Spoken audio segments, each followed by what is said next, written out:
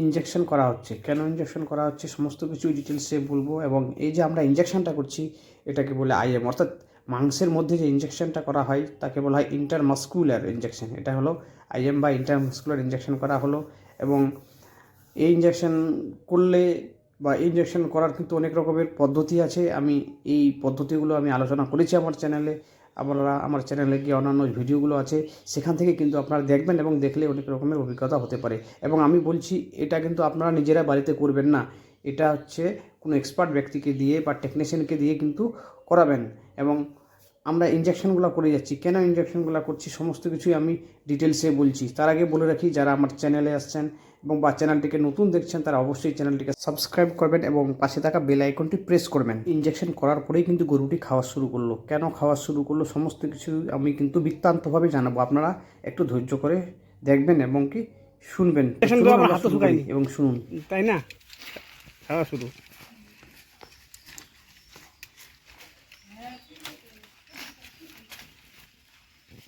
গরুটা তো খাচ্ছে, এখন তো ভালোই লাগতেছে। ভালো লাগছে না? টেনশনটা আছে নাকি? এখনো টেনশন করছেন নাকি? হ্যাঁ, একটু হাসান, টেনশন করবেন না।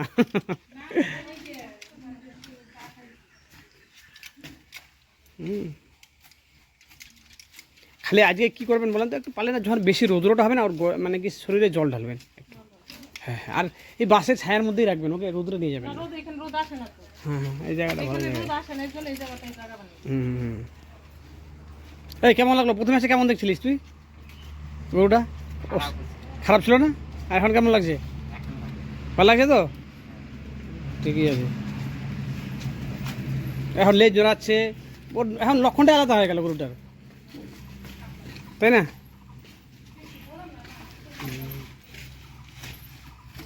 মনে হচ্ছে এখন একদম কেমন করে খাচ্ছে, সব খেয়ে ফেলবি ও। এবার শুনুন আপনারা আসল কাহিনীটি কী হয়েছিল, আসল ঘটনাটাই বা কী হলো। প্রথমে যখন আমি ফোন পাই, ফোন পেয়ে গিয়ে দেখি গরুটা নাকি রাত্রি থেকে কোনো কিছু খায় না এবং কি টেম্পারেচার ছিল মোটামুটি 104-এর মতন, মানে জ্বর ছিল, কোনো মতেই কিছু খাচ্ছে না এবং কি পুরো শ্বাসকষ্টের মতন হচ্ছিল। তো আমি গিয়ে দেখি তাপমাত্রা নেই এবং 104 ডিগ্রি তাপমাত্রা দেখি। দেখার পরে মানে ভাবি যে ওর ভিতরে কোনো রকমের কোনো সমস্যা বা অবশ্যই কিছু একটা হয়েছে যার জন্য খাচ্ছে না এবং কি পুরো নিস্তেজ অবস্থায় হয়ে গেছিলো। তো এই যে মানে গাভীর যে মালিকান অর্থাৎ যে মানে মাসিমাটিকে দেখলেন, উনি কিন্তু খুবই খুবই চিন্তিত ছিলেন এবং টেনশন ছিলেন এবং আমাকে বললেন যে যে কোনো উপায়ে যদি তাড়াতাড়ি ঠিক করা যায়। তো আমি কি করলাম, গিয়ে সমস্ত কিছু দেখার পরে এবং কি শোনার পরে এবং আরও শুনলাম যে কালকে নাকি বাসি ভাতও খাওয়ানো হয়েছিল। তো তার জন্য আমি ওদেরকে বললাম যে না, বাসি ভাত বা এইসব জিনিস বেশি খাওয়াবেন না, কেন ফেটে গিয়ে ওটা একটু গ্যাসের সমস্যা হতে পারে বা অনেক রকমের হজমের ব্যাঘাত ঘটাতে পারে। ওই জন্য আপনারা গরুর যে খাবার সেটাই খাওয়াবেন। তো আপনারা দেখছেন যে ইনজেকশন করলাম, ইনজেকশন করানো হয়েছিল কী কী, একটা অ্যানালজেসিক করানো হয়েছিল, একটা অ্যান্টিহিস্টামিন করানো হয়েছিল এবং কি সঙ্গে একটা অ্যান্টিবায়োটিকও কিন্তু আলটিমেট করা হয়। তো এই সমস্ত করার পরে কিন্তু গরুটা অনেকটাই সুস্থ এবং মনে হচ্ছে যে স্বাভাবিক এবং খাওয়া দাওয়া শুরু করছে। তো এইরকম একটা যদি পরিস্থিতি সৃষ্টি হয় যে না, ইনজেকশন করার পরেই এবং মানে সঙ্গে সঙ্গে খাওয়া দাওয়া শুরু করলো এবং বাড়ির যারা আশেপাশে আছে তারা খুবই খুশি হচ্ছে, তাহলে এই পরিবেশটা সত্যিই অতুলনীয় পরিবেশ।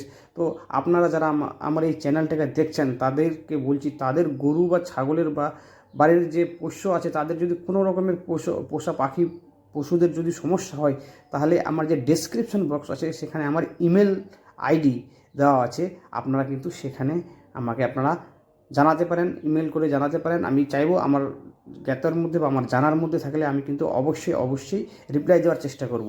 আর আমার চ্যানেলটিতে যারা দেখছেন কিন্তু এখনও সাবস্ক্রাইব করেননি, তারা প্লিজ সাবস্ক্রাইব করবেন এবং কি বেশি করে শেয়ার করবেন। এবং আমার এই যে চ্যানেল, এখানে কিন্তু পশু পাখিদেরই নিয়ে বেশি করে আলোচনা এবং কি পশু পাখিদের সমস্যা তুলে ধরা হয়। এবং সবাই দেখবেন এবং সবাই সুস্থ থাকবেন, ভালো থাকবেন। সকলকে অসংখ্য